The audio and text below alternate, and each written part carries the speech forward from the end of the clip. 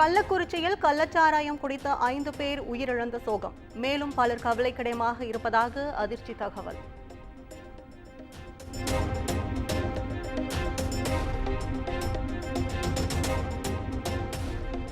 இனி எந்த ஒரு பெண்ணும் கள்ளச்சாராயத்தால் கணவனை இழக்கக்கூடாது. தமிழக அரசுக்கு பாதிக்கப்பட்டவர்களின் குடும்பத்தினர் கண்ணீர் மல்க கோரிக்கை.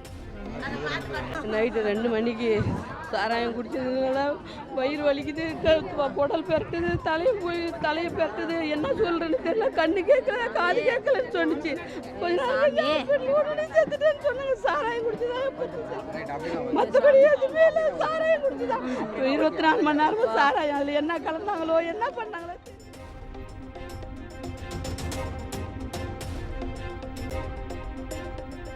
கள்ளச்சாராய உயிரிழப்புக்கு திமுக அரசு முழு பொறுப்பேற்க வேண்டும். கடந்த ஆண்டு 22 பேர் உயிரிழந்த நிலையிலும் சாராயத்தை ஒழிக்க திமுக அரசு நடவடிக்கை எடுக்கவில்லை என ஜெயக்குமார் குற்றச்சாட்டு.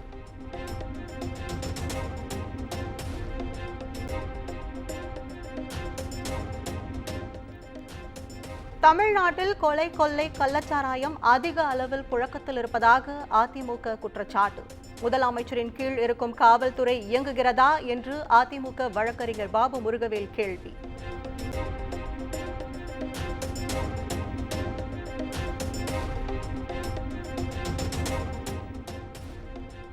கள்ளச்சாராயத்தை ஒழித்துவிட்டோம் என மார்த்தட்டி வரும் திமுக ஆட்சியில் மேலும் 5 பேர் சாராயத்திற்கு பலி.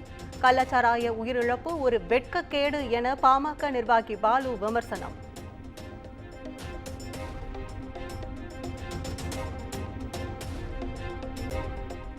கள்ளச்சாராயத்தை விற்பனை செய்பவர்கள் மீது தமிழக அரசு கடுமையான நடவடிக்கை எடுக்க வேண்டும். தமிழக காங்கிரஸ் தலைவர் செல்வ பெருந்தகை வலியுறுத்தல்.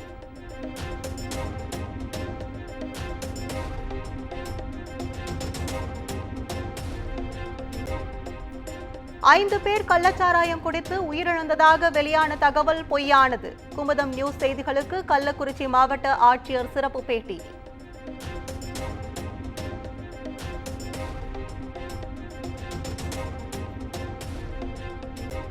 மாஞ்சோலை தோட்ட தொழிலாளர்களுக்கு மறுவாழ்வு வசதி ஏற்படுத்தி கொடுக்கும் வரை அவர்களை வெளியேற்றக்கூடாது. உயர்நீதிமன்ற மதுரை கிளை அதிரடி உத்தரவு.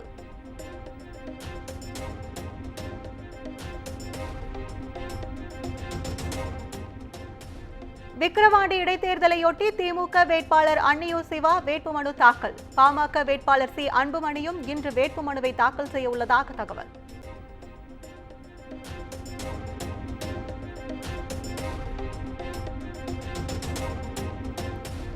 விக்கிரவாண்டி இடைத்தேர்தலில் 85 வயதுக்கு மேற்பட்டவர்களுக்கு தபால் வாக்கு வசதி செய்து தர வேண்டும். இந்திய தேர்தல் ஆணையம் உத்தரவு.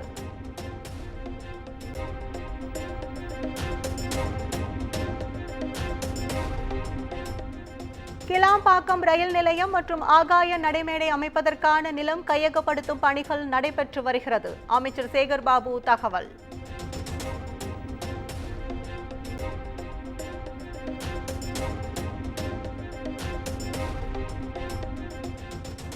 ராகுல் காந்தி விடாமுயற்சி மிக்கவர். அவர் காங்கிரஸை கட்டி காக்க வேண்டும் என்ற எண்ணத்தில் உள்ளார். அதிமுக முன்னாள் அமைச்சர் செல்லூர் ராஜு மீண்டும் புகழாரம்.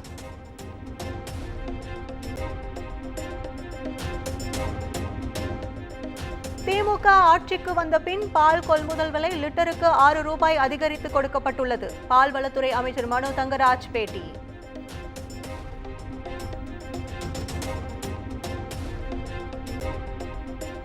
பன்னிரெண்டாம் வகுப்பு பொதுத் தேர்வு எழுதிய 2328 மாணவர்களின் மதிப்பெண் மாற்றம். அரசு தேர்வுத்துறை தகவல்.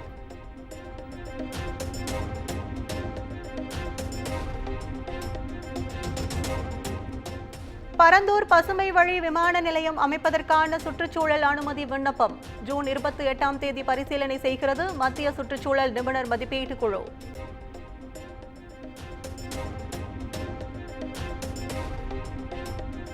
ப்ளூ கிராஸ் அமைப்பை அரசு ஏற்று நடத்த தமிழ்நாடு விலங்குகள் நல வாரியத்துக்கு உத்தரவிடக் கோரிய வழக்கு. தமிழக அரசு பதிலளிக்க சென்னை உயர்நீதிமன்றம் உத்தரவு.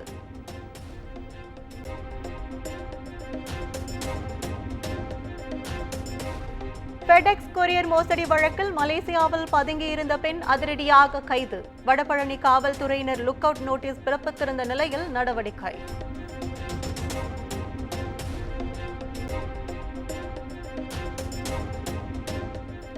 செங்கல்பட்டு நெடுஞ்சாலையில் ஆட்டோ ரேஸ் நடத்தி 2 பேர் உயிரிழந்த விவகாரத்தில் 7 பேர் கைது. ரேஸில் ஈடுபடுவோர் மீது கடும் நடவடிக்கை எடுக்கப்படும் என ஆவடி காவல் ஆணையர் எச்சரிக்கை.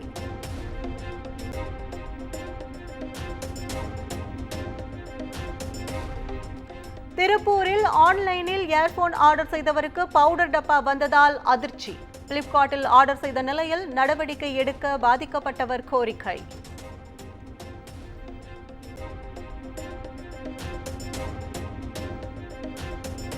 கிருஷ்ணகிரி மாவட்டம் பர்கூரில் நெடுஞ்சாலை தடுப்புச் சுவரில் கார் மோதி கோர விபத்து. காரில் இருந்து சிறுவன் தூக்கி வீசப்படும் சிசிடிவி வெளியீடு.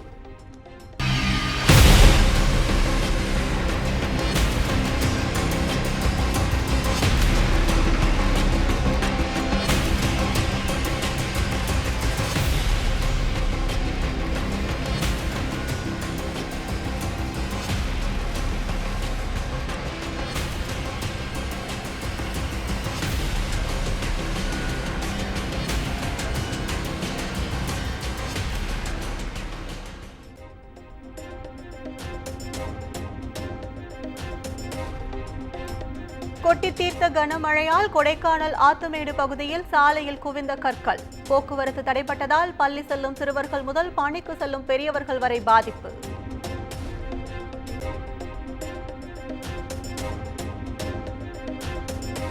பெங்களூருவில் அமேசான் பார்சலில் இருந்த பாம்பை கண்டு அதிர்ச்சி அடைந்த தம்பதி.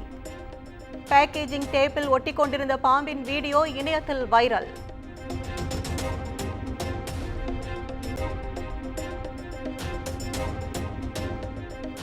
பீகாரில் உள்ள நாலந்தா பல்கலைக்கழகத்தின் புதிய வளாகத்தை திறந்து வைத்தார் பிரதமர் நரேந்திர மோடி. நிகழ்ச்சியில் 17 நாடுகளின் தூதர்களும் பங்கேற்க உள்ள நிலையில் பலத்த பாதுகாப்பு.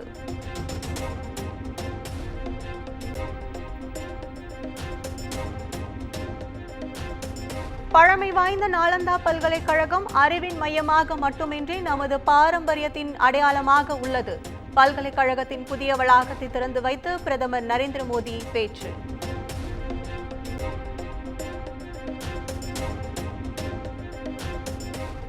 ஆந்திர மாநில துணை முதலமைச்சராக பொறுப்பேற்றுக் கொண்ட ஜனசேனா கட்சி தலைவர் பவன் கல்யாண் முதலமைச்சர் சந்திரபாபுவை நேரில் சந்தித்து வாழ்த்து பெற்ற நிலையில் முதல் கோப்பில் கையெழுத்திட்டார்.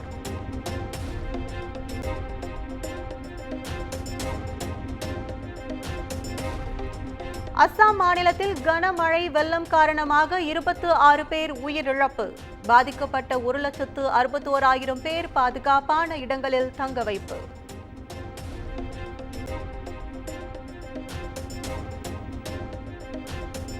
ரயில்வே துறையில் பாதுகாப்பு பிரிவில் 1.5 லட்சம் காலி பணியிடங்கள் உள்ளன. தொடர் ரயில் விபத்துகள் நிகழும் நிலையில் ஆர்டிஐ மூலம் எழுப்பப்பட்ட கேள்விக்கு ரயில்வே அமைச்சகம் பதில்.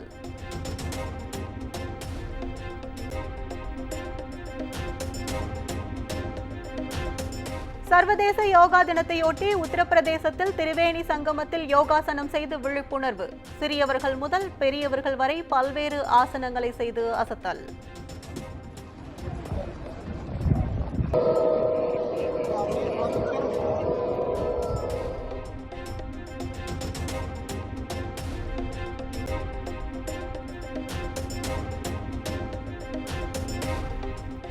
நியூசிலாந்து T20 மற்றும் ஒருநாள் அணிகளின் கேப்டன் பொறுப்பிலிருந்து விலகினார் கேன் வில்லியம்சன். T20 உலகக்கோப்பை போட்டியிலிருந்து நியூசிலாந்து அணி வெளியேறிய நிலையில் வில்லியம்சன் விலகல்.